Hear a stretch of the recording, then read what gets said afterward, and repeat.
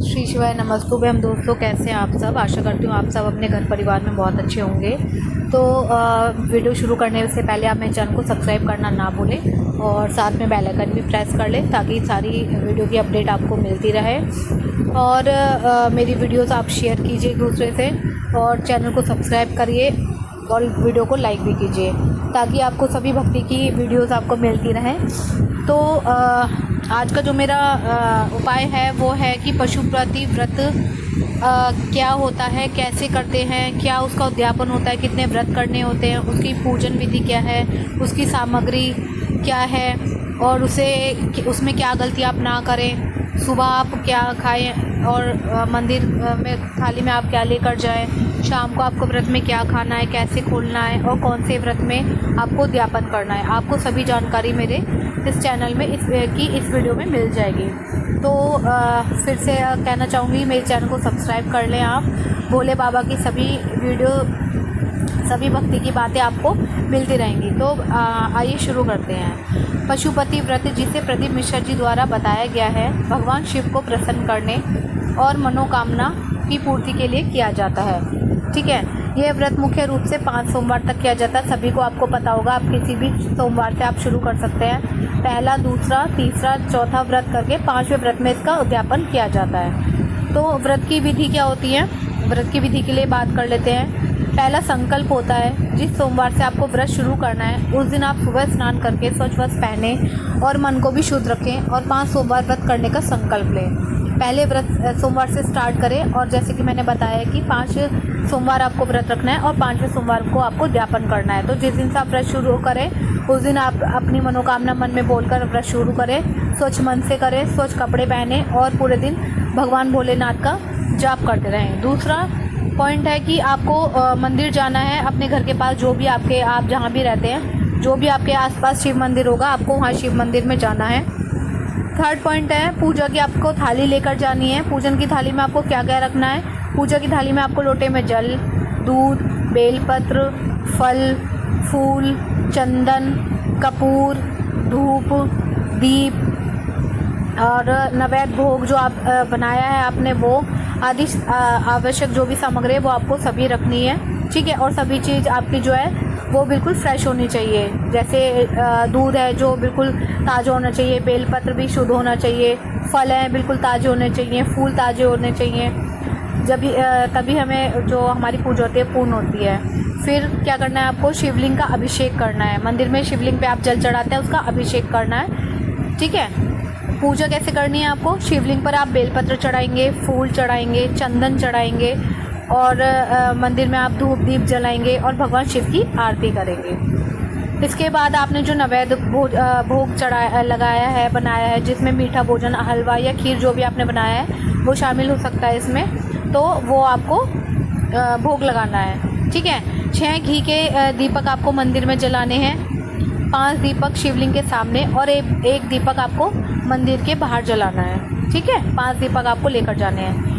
और प्रसाद जो आपने बनाया है उसके आपको 3 हिस्से करने हैं भोग के। 2 हिस्से मंदिर में आपको छोड़ देने हैं और एक हिस्सा अपने साथ घर लाना है। ध्यान से, 2 हिस्से मंदिर में छोड़ देने हैं और एक हिस्सा आपको अपने साथ घर पर लेकर आना है। फिर आप घर में प्रवेश करते समय सीधे हाथ की तरफ में प्रवेश करेंगे और जो दीपक आपने मंदिर से लाए हैं उसे घर के बाहर दरवाजे पर ही जलाना है। ठीक है, उसके बाद है भोजन। भोजन आपको क्या करना है, शाम को भोजन करने से पहले आपको मंदिर से लाए हुए प्रसाद का पहला एक हिस्सा खाना है, उसके बाद आपको भोजन करना है ध्यान से। ठीक है, फिर आपको व्रत के दौरान श्री शिवाय नमस्तुभ्यं, जो कि बहुत ही पावरफुल मंत्र है, इसका जाप करना है। निरंतर आप जाप करते रहे और भगवान शिव का आप ध्यान करते रहे ताकि आपको जो व्रत है अच्छी तरह से हो जाए और आपकी मनोकामना भी पूर्ण हो जाए।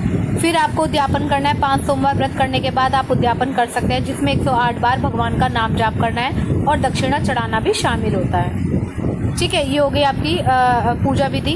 व्रत के नियम क्या क्या हैं। फलाहार आपको व्रत करना है, व्रत के दौरान फलाहार करें जिसमें आप फल, दूध, दही आदि ले सकते हैं। मीठा भोजन करना है, शाम को आपको भोजन से पहले मंदिर से लाए हुए प्रसाद का एक हिस्सा खाना है, फिर आपको भोजन खाना है। ब्रह्मचर्य का पालन करना है व्रत के दौरान आपको, और आपको सात्विक भोजन नहीं करना, तामसिक भोजन नहीं करना। आइए तो आपको पता ही होता है, सात्विक भोजन आपको करना है।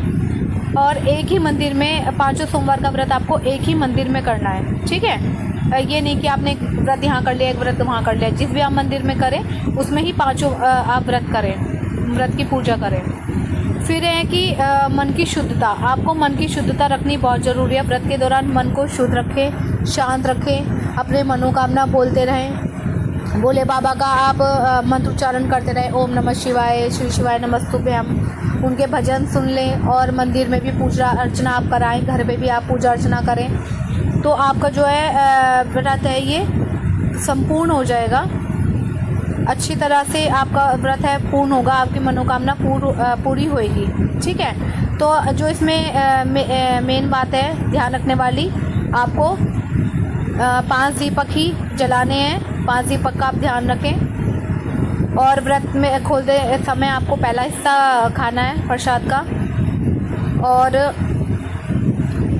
घर आने के बाद ही आपको प्रसाद का सेवन करना है, ठीक है। इन मुख्य बातों का आपको ध्यान रखना है। और जो दिया है वो घर के मुख्य द्वार पे ही आपको जलाना है। और जो आप दीपक जलाते हैं ये 5 दीपक भगवान शिव, माता पार्वती, भगवान गणेश, भगवान कार्तिकेय और भगवान सूर्य को अर्पित किए जाते हैं। इन सभी के दीपक होते हैं, ठीक है। और जो आपको दीपक बनाना है या तो मिट्टी का शुद्ध दिया होना चाहिए या आटे का जो भी बना है आप शुद्ध दिया होना चाहिए, कहीं से कटा कहीं से टूटा फूटा नहीं होना चाहिए। और घी या तेल से आप जला सकते हैं। और जो आप पशुपति व्रत में भोग बनाते हैं उसके 3 हिस्से ही करते हैं, 2 मंदिर में जाते हैं और एक हिस्सा घर में वापस लाया जाता है। और दीपक जलाते समय आप अपनी मनोकामना ज़रूर बोलें, वो ज़रूर पूरी होगी, ठीक है। और सबसे बड़ी बात आपको क्या ध्यान रखनी है, आप व्रत करते हैं, मंदिर जाते हैं, सारी सामग्री आपको अपने घर से खुद ही लेकर जानी है, जल आपको अपने घर से खुद ही लेकर जाना है। अगर आप ऐसा नहीं करेंगे तो मनोकामना पूरी नहीं होगी। हर चीज़ आपको अपने घर से ही लेके जानी है, तभी आपको ये व्रत लगेगा और आपकी मनोकामना पूर्ण होगी। और ये व्रत बहुत ही पावरफुल व्रत है। मनोकामना की पूर्ति होती है, कष्टों का समाधान होता है, दुखों से मुक्ति होती है, रोगों से छुटकारा मिलता है हमें, धन धान्य में वृद्धि होती है, पारिवारिक सुख शांति मिलती है। यह व्रत भगवान शिव की कृपा प्राप्त करने और जीवन में सुख शांति लाने का एक प्रभावी उपाय है। तो आप सभी इस व्रत को ज़रूर करें। और आजकल तो सभी स्त्रियां इस व्रत के बारे में जानती भी हैं, पढ़ती भी हैं, शिव पुराण में भी इसका बताया गया है।